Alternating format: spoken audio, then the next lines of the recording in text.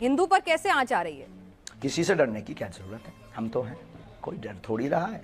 डर रहा होता तो इतना मुखर करके क्यों बोलता, कोई डर रहा होता तो इतना ताल ठोक कर ललकार कर कोई पूरे नेशनल मीडिया के सामने क्यों बोलता, कोई डर रहा होता तो सबका सामना क्यों करता, डर रहा होता तो आपसे डिबेट में बात, आपसे आपके प्रश्नों के क्वेश्चन के आंसर क्यों देता।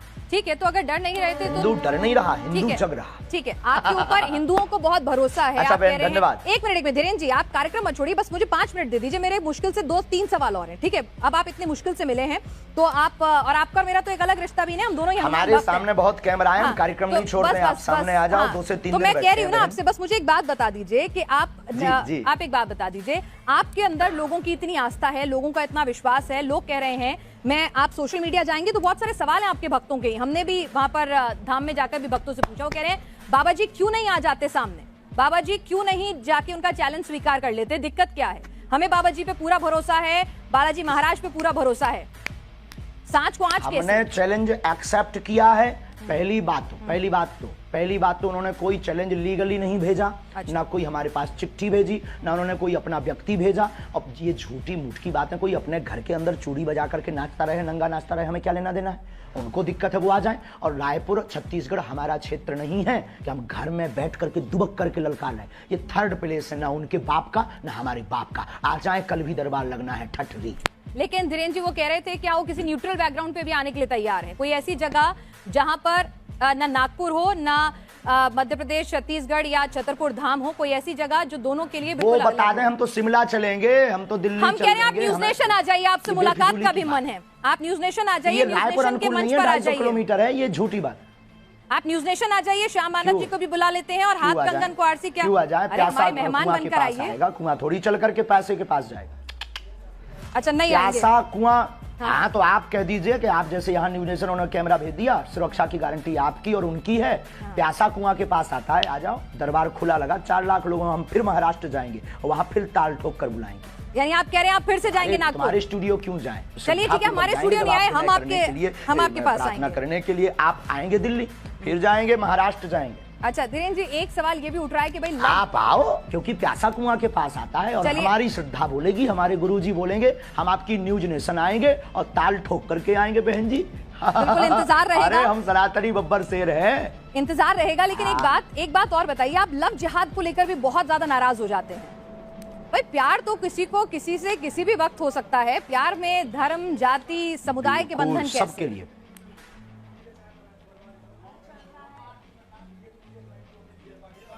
हाँ, लेकिन प्यार करना गलत नहीं है, लेकिन प्रायोजित ढंग से प्यार के चक्कर में फंसाकर हमारी बहन बेटियों के 36 टुकड़े करना क्या सही है? आप पक्षधर हो इसके।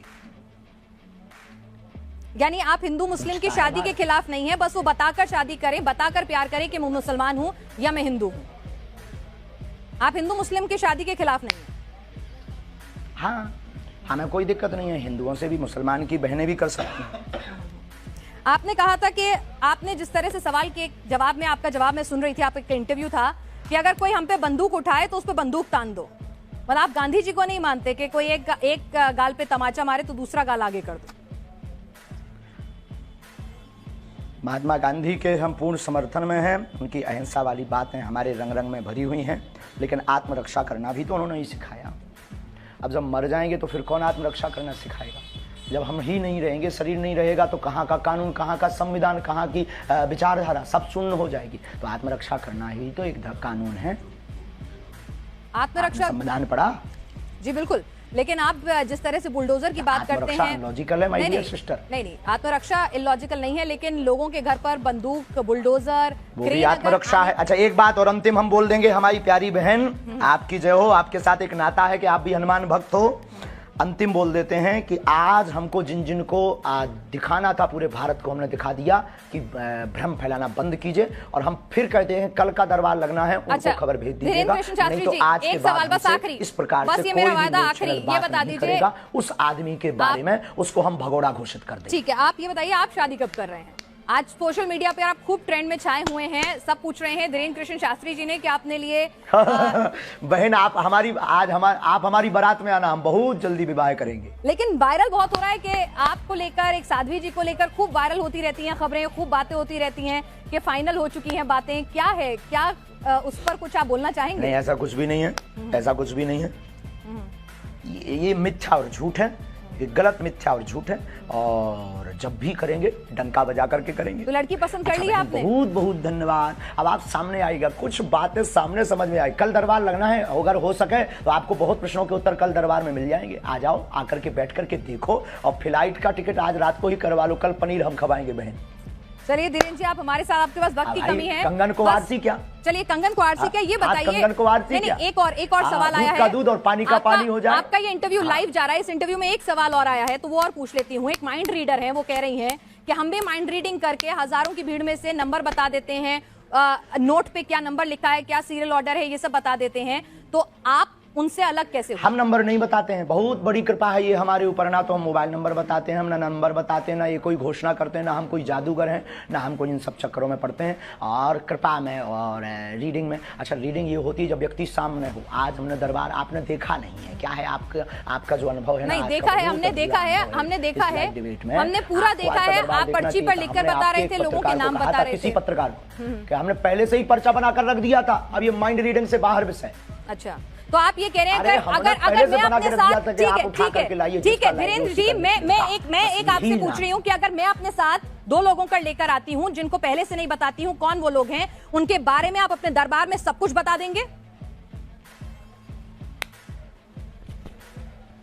आपके पास वो दिव्य शक्ति है? देखो, जो हमें आज्ञा लगेगी, जो उनका प्रश्न मनोभाव का होगा वो हम लिख देंगे। जो हमें गुरु कृपा होगी, आपके कहने पर या आपके प्रमाण पत्र के लिए हम दरबार नहीं लगाएंगे। दरबार में लेकर आइए, राम नाम का उनसे जाप करवाइए, फिर अर्जी लगेगी। यानी मतलब आपका मन होगा तो बताएंगे, नहीं होगा तो नहीं बताएंगे, ये है ना मामला? 8 बज गए हैं, श्योर कुछ नहीं है। फोन पे है क्या? हमारा कोई मन नहीं होता है, शक्तियों का मन होता है। तो शक्तियों का मन, अगर हम लोग दिल्ली से आएंगे स्पेशली आपके पास, अगर दिल्ली से स्पेशली आपके पास आएंगे, तो ऐसा भी हो सकता है कि गुरु प्रेरणा नहीं हो, आप ना बता सके वहां पर कुछ, आपको कुछ समझना है। 1 मिनट, वहां फोन लगा दो उनको। ऐसा भी हो सकता है अगर हम आपके पास आए और आपको उस वक्त गुरु प्रेरणा ना मिले, तो ऐसा भी हो सकता है कि आप कुछ ना बता पाए, आपको कुछ नहीं समझ में आए, कोई जवाब ना हो आपके पास, ऐसा भी हो सकता है। दरबार से हम खाली हाथ लौट जाएं? देखो, बिल्कुल बिल्कुल बिल्कुल बिल्कुल। दरबार में आकर के आप बैठिए, सीताराम जप करिए। दरबार खाली हाथ कौन लौटता है? सीताराम नाम का जप दरबार में बैठने भर से सामूहिक अर्जी मात्र से ही कल्याण हो जाता है। पंडित धीरेन्द्र कृष्ण शास्त्री जी हमारे साथ हैं। महाराज जी, आपका स्वागत है न्यूज नेशन पर। ये बताइए कि आपने तो आज खुला दरबार भी लगा दिया, लेकिन आपके चैलेंज देने वाले, बहुत धन्यवाद बहन जी, आपको चैलेंज देने वाले अभी भी संतुष्ट नहीं है। वो कह रहे हैं दरबार जो है वो छतरपुर धाम में ही क्यों लगा रहे हैं, ये चमत्कार सिर्फ धाम तक ही क्यों कभी कर नहीं सकते। ये रावण के खानदान के हैं। आज 4 लाख लोगों के बीच, और 4 लाख लोगों के बीच, और पूरे देश की मीडिया, नेशनल मीडिया आज वहां सामने थी। तुम आपने लाइव चलाया कि नहीं? लाइव चलाया होगा तो उसमें आज देखा होगा सनातन का झंडा गड़ गया, चुनौती देने वाले के मुंह पर तमाचा लग गया है। और आप, हमें सफाई देने की आवश्यकता नहीं है। जिसको जरूरत हो लिंक पर जाकर देख ले, अथवा कल फिर दरबार रायपुर छत्तीसगढ़ में लगेगा, उसको देख ले। ठीक है, एक बात बताइए, मैं आपसे समझना चाहती हूँ कि लोगों को जरा ये समझाइए कि आपको जो ये कृपा प्राप्त है, ये आखिर कैसे मिली है? ये कृपा कहाँ से आई है? किस तरह से आपको ये शक्ति मिली है? थोड़ा समझाइए ताकि लोगों को भरोसा हो सनातन की शक्ति में। बहुत अच्छा प्रश्न है। हमारे परंपरा में 3 पीढ़ियों से दरबार लग रहा। हमारे दादा गुरुजी भी दरबार लगाते थे। दादा गुरुजी के पूर्व में भी एक संत थे, वो भी उन पर भी कृपा थी। तीसरी पीढ़ी में हम हैं, और ये बचपन से ही हम बागेश्वर बालाजी के चरणों की सेवा में हैं। सनातन में मंत्रों की ताकत का प्रत्यक्ष प्रमाण बागेश्वर बालाजी का दिव्य दरबार है। भारत के इतिहास में पूरे नेशनल टीवी के सामने, चैनल के सामने आज तक किसी भी पादरी या मौलवी ने नहीं दिखाया होगा, लेकिन भारत के इतिहास में पहली बार आज रायपुर में बागेश्वर बालाजी ने झंडा गाड़ा है।